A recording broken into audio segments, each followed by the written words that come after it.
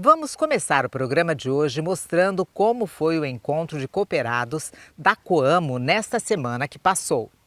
Depois de um vazio de 2 anos, a Fazenda Experimental da Cooperativa Coamo de Campo Mourão volta a realizar seu tradicional encontro de cooperados. Neste ano, o encontro de número 35. 6.000 pessoas passaram pelas estações técnicas distribuídas nos 190 hectares da fazenda. Um espaço que por quase 4 décadas contribui com o desenvolvimento tecnológico na produção de alimentos dos associados da cooperativa.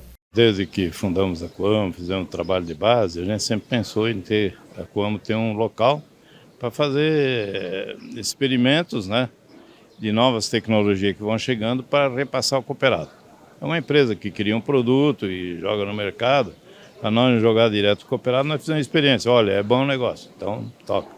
E assim com toda a parte da pesquisa, a pesquisa oficial da Embrapa, do estado aí, que era antigo Iapar, agora é Instituto, Então, tudo isso a gente vai fazendo um convênio com eles e repassando o cooperado. E uma vez por ano nós trouxemos aqui o cooperado, que é para os próprios pesquisadores da aula, da pesquisa dele para os cooperados. Eles adoram isso aí, é uma coisa boa.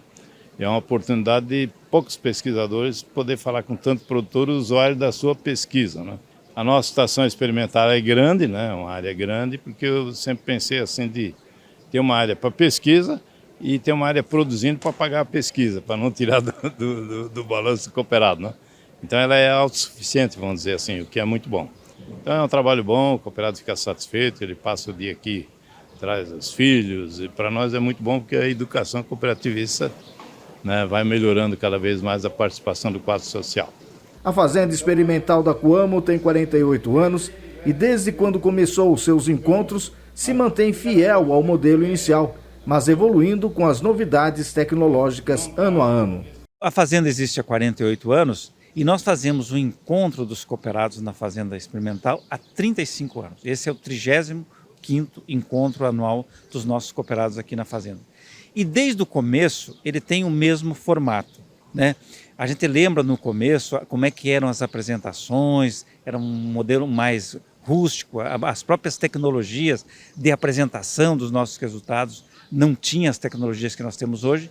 Ele continua na essência do mesmo formato, mas nós incorporamos toda essa evolução na questão das apresentações, Hoje temos telas de computadores, televisões nas estações, tem estações até com ar-condicionado, mas a essência do evento continua a mesma. São 10 temas que nós escolhemos todos os anos, temas atuais para serem apresentados para os nossos cooperados. Fomos então conhecer algumas das estações e seus temas apresentados aos produtores.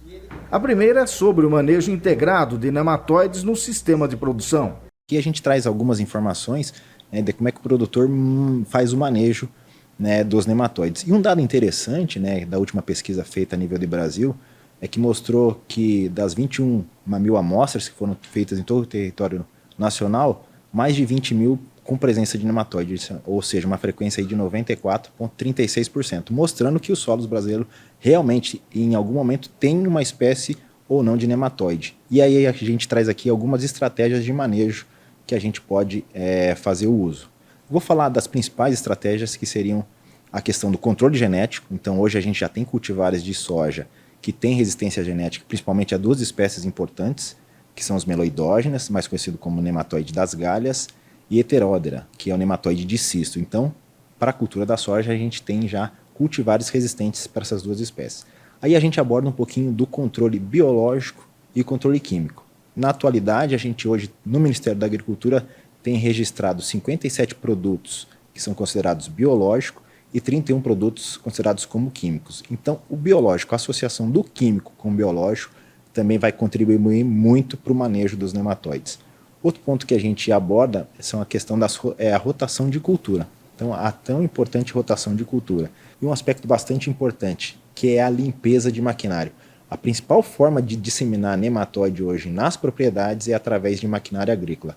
Por quê? Porque o nematóide está no solo, esse solo fica aderido muitas vezes nos maquinários, pneu das plantadeiras, das colhedeiras, e o produtor não toma esse cuidado. Às vezes ele está num talhão altamente infestado com nematóide, faz o plantio daquela área e aí vai plantar o talhão do lado dele, que teoricamente está numa população equilibrada, mas aí está levando os nematóides daquela área que tem maior população. Outro tema de destaque deste ano foi sobre os impactos das novas biotecnologias nos sistemas agrícolas, as vantagens e cuidados que o produtor deve ter na sua utilização.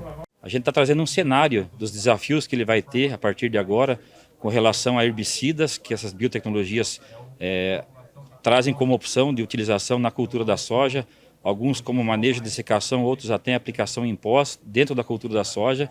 Então são coisas novas, novos herbicidas, novas ferramentas que ele vai ter dentro de cada biotecnologia específica para mostrar para ele os cuidados que ele vai ter que ter sobre isso, as atenções, o planejamento junto com a equipe técnica, com o seu engenheiro agrônomo, porque é um desafio novo. É um pouco mais complexo do que ele já estava acostumado. Cada biotecnologia hoje vão ter 3 ou 4 biotecnologias diferentes e se ele acabar confundindo uma com a outra, pode ter um problema até dentro da própria cultura. Uma questão bastante sensível que a gente sempre acha que merece atenção é que, por exemplo, o aumento dos usos desses problemas, desses produtos, né, como o dicamba, como o 2,4-D, vai levar a mais cuidado com culturas vizinhas sensíveis, com produtores ao lado dessas aplicações que têm, por exemplo, hortaliças, ou que mesmo tenham soja que não seja com a tecnologia, porque a soja é sim uma planta sensível ao 2,4-D e ao dicamba, né?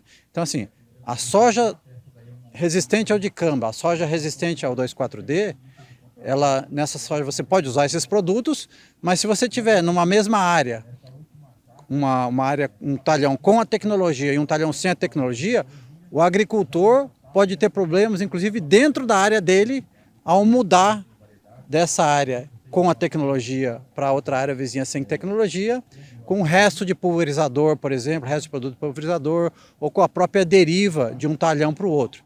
Próximo da estação das novas biotecnologias, o produtor encontrava mais um tema importante: o manejo nutricional na cultura do milho segundo a safra, a importância do equilíbrio nutricional da planta.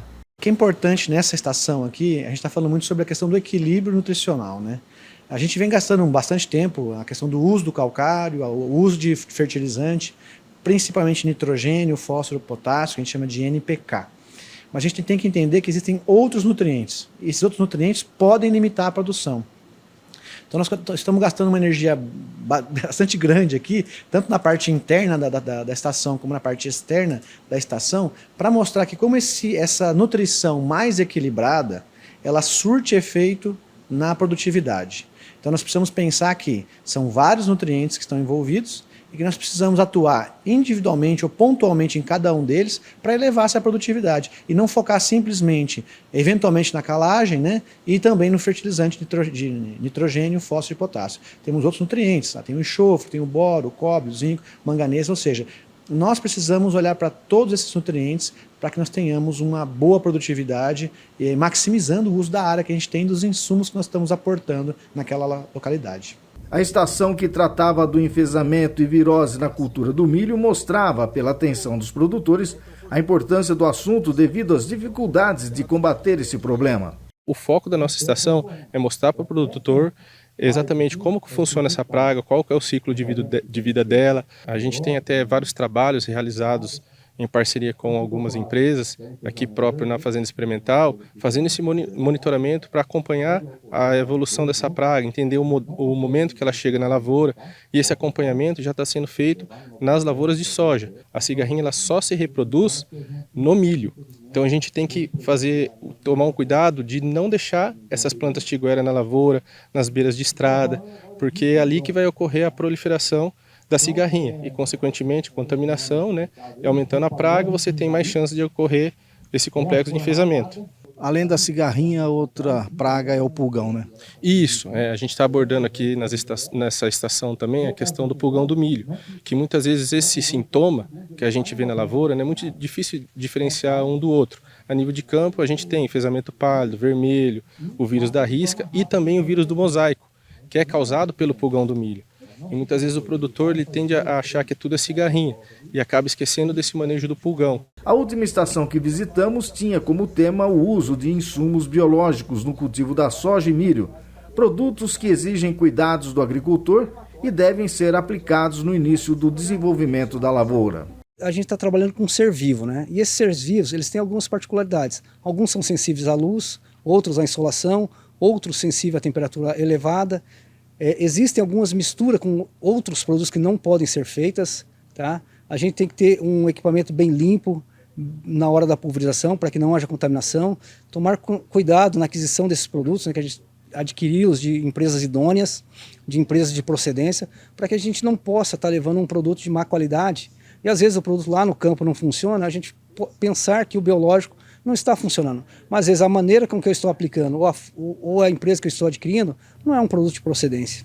Os insumos biológicos sempre são recomendados nas fases iniciais e com insetos pequenos e em baixa população, né? Quando a gente tem uma população alta, elevada e insetos grandes, não é o recomendado. E sempre está alternando com outros mecanismos, né? Como produtos químicos, manejo e cultivares resistentes. Assuntos como esses que mostramos agora fazem com que o produtor volte para suas atividades mais informado e preparado a lidar com o que viram aqui. E o que nos chamou a atenção foi constatar muitos jovens acompanhando seus pais. E uma das situações que a gente tem visto com mais frequência em dias de campo como esse é a presença do pai e traz o filho, o Jefferson e o André, que vieram de Candói para conhecer as novas tecnologias aqui apresentadas e aplicar no seu negócio. Essa vinda com o filho, qual o motivo? O motivo é a sucessão. A gente conhece bem o cooperativismo, está de parabéns a Coamo por mais um dia de campo. Eu já fazia tempo que queria retornar aqui, já teve outras vezes aqui para aprender, ver as novas tecnologias. Então a gente quer trazer o filho para ir passando a bola, sabe? É muito bonito quando a gente vê o filho crescendo e seguindo o mesmo caminho da gente, né? Na agricultura, regulando uma plantadeira, trabalhando lá com a gente. Então essa é a minha felicidade como pai, sabe? E o André também assimila alguma coisa? A gente aprende muito, eu gosto muito de ficar sempre procurando, me inspira no meu pai, né, que é sempre me inspirei nele e tenho pretensão de continuar na lavoura e continuar os passos dele. Aí, sucessão garantida, né? Se Deus quiser, né, e a gente fica muito feliz, né? O 35º Encontro de Cooperados da Coamo acontece num cenário atual muito bom para o agronegócio do Paraná e do Brasil. E 2023 chega cercado de boas perspectivas para o setor. É um prenúncio de bom ano, né? O ano começou bem, na verdade 22 terminou bem, né? O plantio foi feito em ótimas condições. Se fosse planejar, talvez não conseguiria que fosse tão bem a frequência das chuvas. Então a safra se desenvolveu muito bem, está chegando no momento final com uma caixa produtiva muito alta, então realmente uma expectativa de grandes produtividades.